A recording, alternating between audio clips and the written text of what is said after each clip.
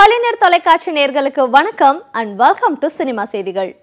இந்த வாரமோ சினிமா செய்திகள் நிகழ்ச்சியில தமிழ் சினிமால கடந்த சில தினங்கள்ல நடந்த படப்பூஜைகள், பத்திரிகையாளர் சந்திப்பு, இசை வெளியீட்டு விழா, ஷூட்டிங் ஸ்பாட் எல்லாத்தையுமே காட்சிகளா பார்த்து ரசிக்கலாம்.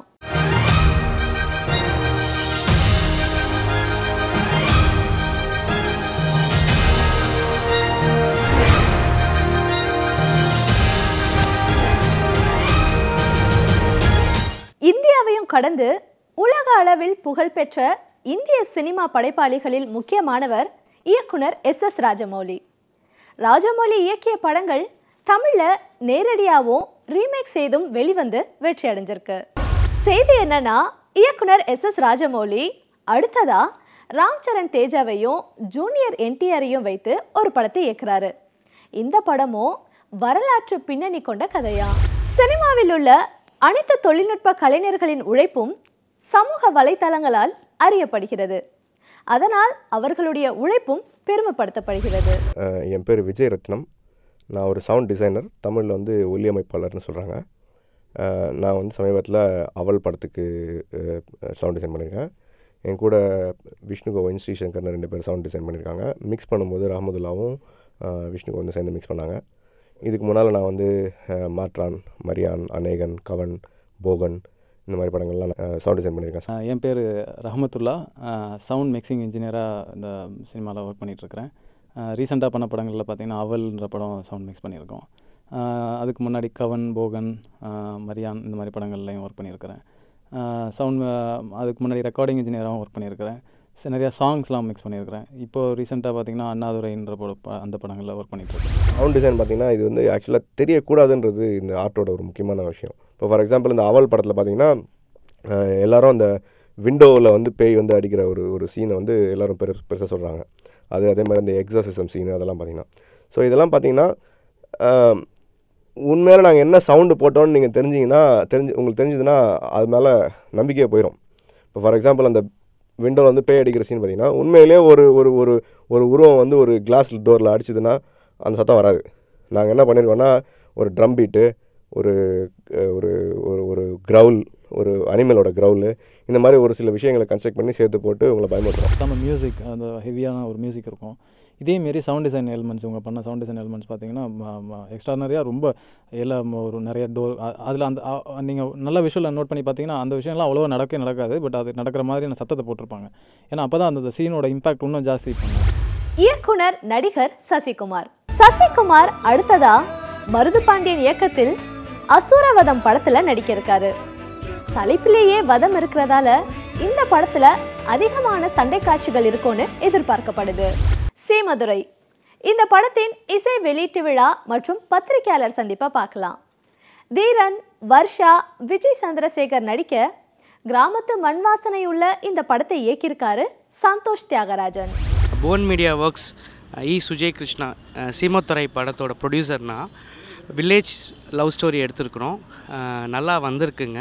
ஒரு ரியலிஸ்டிக் அப்ரோச், ஊர் சைடில் எப்படி எல்லாம் இருக்கிறாங்க அந்த ஒரு கான்செப்டில் எடுத்துருக்குறோம். என் பேர் சந்தோஷ் தியாகராஜன், சீமதுரை படத்துடைய இயக்குனர். படத்தோட ஹீரோ பார்த்திங்கன்னா கீதன், ஹீரோயின் வந்து வர்ஷா. இந்த படத்தில் ஒரு முக்கியமான கேரக்டரில் வந்து விஜய் சந்திரசேகர் அவங்க நடிச்சிருக்காங்க.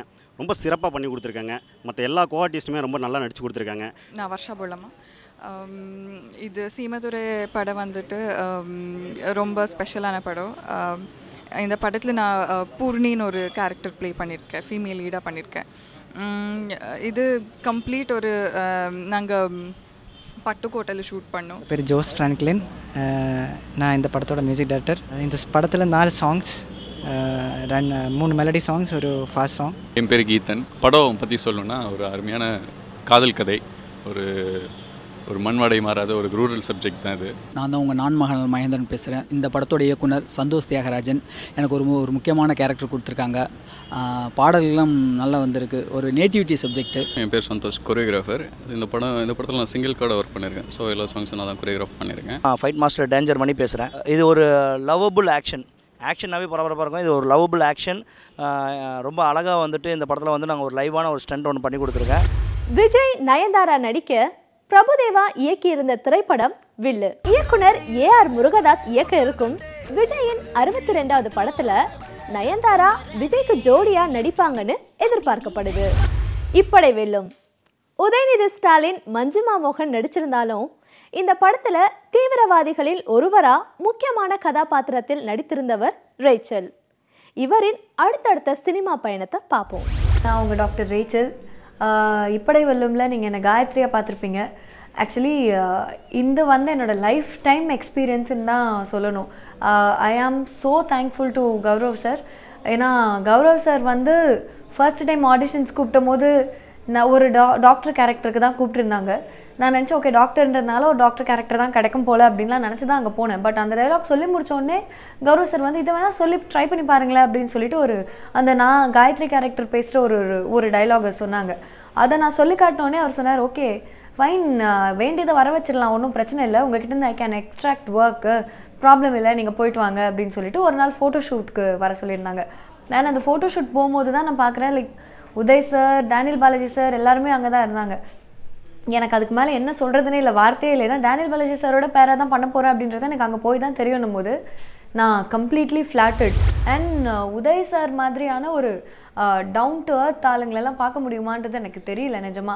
அண்ட் அவரோட எனக்கு காம்பினேஷன் ஷாட்ஸ் கிடையாது, பட் பேரலல் ஷாட்ஸ் நிறைய இருக்கும். ஸ்ரீ தேனாண்டாள் ஃபிலிம்ஸ். மறைந்த இயக்குனர் ராமநாராயணன் அவர்களால் ஆரம்பிக்கப்பட்டு 100வது திரைப்படமாக மெர்சல் படத்தை தயாரிச்சிருந்தாங்க. இந்த சூழல்ல நடிகர் தனுஷை வைத்து அடுத்த படத்தை தயாரிக்க இருக்காங்க. இந்த படத்தின் மற்ற தொழில்நுட்ப கலைஞர்களையும் அறிவிக்க இருக்காங்க. ஆண் வெட்டியான்களுக்கு மத்தியில் பெண்ணொருவர் வெட்டியான் வேலை செய்வதை மையமாக வைத்து உருவாக்கி இருக்கும் திரைப்படம் ஆரடி. சந்தோஷ்குமார் எடிட்டிங் செஞ்சு இயக்கியிருக்காரு. சக்திவேல் சண்முகம் தயாரிச்சிருக்காங்க. என்னோட நேம் தீபிகா. நான் ஆரடி படத்தில் கதாநாயகியாக நடிச்சிருக்கேன். ஆரடி படம் பார்த்திங்கன்னா ஒரு வித்தியாசமான கதைக்களம். இது வரைக்கும் தமிழ் சினிமாவில் இந்த மாதிரி ஒரு கதை பெண்களை மையமாக வச்சு வரலனே சொல்லலாம்.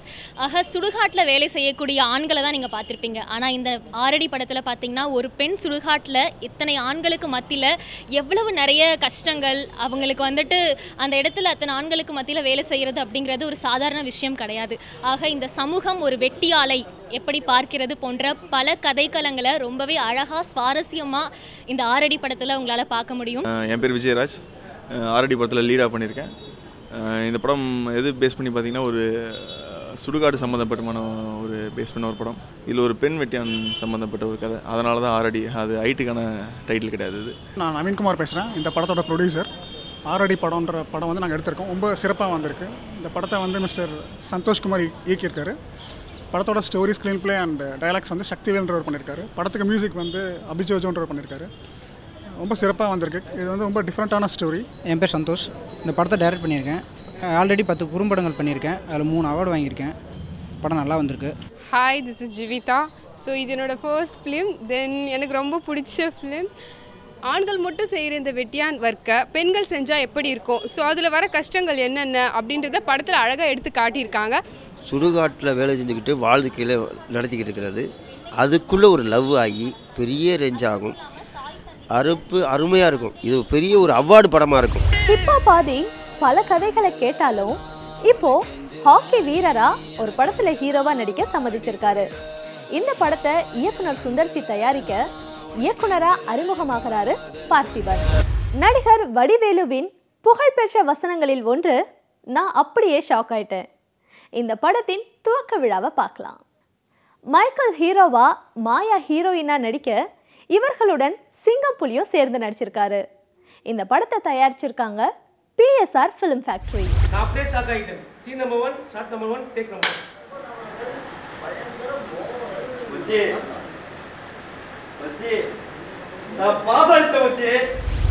PSR ஃபிலிம் ஃபேக்டரி வழங்கும் நான் அப்படியே ஷாக் ஆகிட்டேன் படத்துடைய இயக்குனர் விஜய் சரண் பேசுகிறேன். இந்த படம் முழுக்க RR சப்ஜெக்ட் தான். இது சென்னையிலேயே உருவாக்கப்படுற ஒரு படம் தான் இது. என் பேர் மைக்கேல். அப்படியே ஷாக் ஆகிட்டேன். இந்த படத்தில் நான் ஹீரோவாக பண்ணிகிட்டு இருக்கிறேன். இந்த படத்தோட கதை என்னென்னா ஒரு RR மூவி. ஸோ இந்த படத்தில் நான் ஒரு கேரக்டர் பண்ணுறேன். ஐடி ஃபீல்டில் நான் பண்ணுறேன். நான் அப்படியே ஷாக் ஆகிட்டேன். இந்த படத்தோட ஒளிப்பதிவாளர். படம் பார்த்திங்கன்னா ஒரு ஸ்கிரிப்ட், ஒரு டிஃப்ரெண்ட்டான ஸ்கிரிப்ட் பண்ணியிருக்காங்க. ஒரு 4 பசங்களுக்குள்ளே நடக்கிற ஒரு மேட்டர் தான். கொஞ்சம் த்ரில்லர் மிக்ஸ் பண்ணியிருக்காங்க. நல்ல ஒரு காமெடியான ஒரு நல்ல ஸ்கிரிப்ட். என் பேர் காமேஷ். இந்த படத்தில் என் பேர் காமேஸ்வரன் தான் இருக்குது. இதில் வந்து ஹீரோவோட ஃப்ரெண்டாக பண்ணுறேன் நான். ஹீரோ ஆக்சுவலாக 3 ஃப்ரெண்ட் இந்த படத்தில். அதில் one of the main character நான் பண்ணிட்டு இருக்கேன். அதில் என் பேர் ஜெயமணி. மனுஷங்களில் எவ்வளோ வித்தியாசம் இல்லையா, அந்த மாதிரி பேய்கள்லேயும் வித்தியாசம் இருக்குது. இது ஒரு வித்தியாசமான பேய் படம். இதில் ஒரு பேய் ஓட்டுற மாதிரி ஒரு கேரக்டர் நான் பண்ணியிருக்கேன். சந்திரன் ஹீரோவாக நடித்த படம் ரூபாய். திட்டம் போட்டு திருடர கூட்டம். சந்திரன், பார்த்திபன், சாப்னா டைட்டஸ் நடிக்க அஸ்வந்த் இசையில இயக்கியிருக்காரு சுதர். இந்த படத்தின் விழால இயக்குனர் வெங்கட் பிரபு தன்னுடைய முக்கியமான குழுவோட கலந்துக்கிட்டாரு. அற்புதமாக பண்ணியிருப்பாரு இந்த படம். ரொம்ப கஷ்டம் இந்த படம் வந்து பண்ணுறது. ஒரு ஏன்னா வந்து ஹைஸ்ட் ஃபிலிம் அப்படிங்கிறதே வந்து ஒரு ஜானர். நம்ம ஊரில் வந்து ஒரு திருட்டு படம், திருடுறதை வச்சு ஒரு படம் எடுத்தால் உடனே ஓஷன்ஸ் 11 அப்படின்றவானுங்க. ஏன்னா எனக்கிட்டே சொல்லிட்டு இருக்காங்க, மங்காத்தா ஓஷன் 11 தான் எடுத்தீங்க அப்படின்னு சொல்லிட்டு. அது வந்து ஒரு ஜானர், ஒரு ஹைஸ்ட் ஃபிலிம்ஸ் அப்படிங்கிறது வந்து ஒரு ஜானரு. ஸோ இது வந்து அதே மாதிரி ஒரு ஹைஸ்ட் ஃபிலிம் தான். ப்ரொடியூஸ் பண்ணணும்னு பிளான் பண்ணி பண்ண படம் இந்த படம் தான். இதுக்கு முன்னாடி 2-3 கதைகள் கேட்டு ப்ரொசீட் பண்ணலான்னு பிளான் பண்ணிருக்கப்போ தான் இந்த ஒரு சுதரோட கதை டிஃப்ரெண்ட்டாக வந்தது. இன்ட்ரெஸ்டிங்காகவும் இருந்தது. சரி பண்ணலான்னு சொல்லி பிளான் பண்ணி அப்படி கிக் ஸ்டார்ட் பண்ணி வந்தது தான் இந்த படம். படம் ரிலீஸ் டேட் பிளான் பண்ணிட்டுருக்கோம். படம் பாருங்கள்.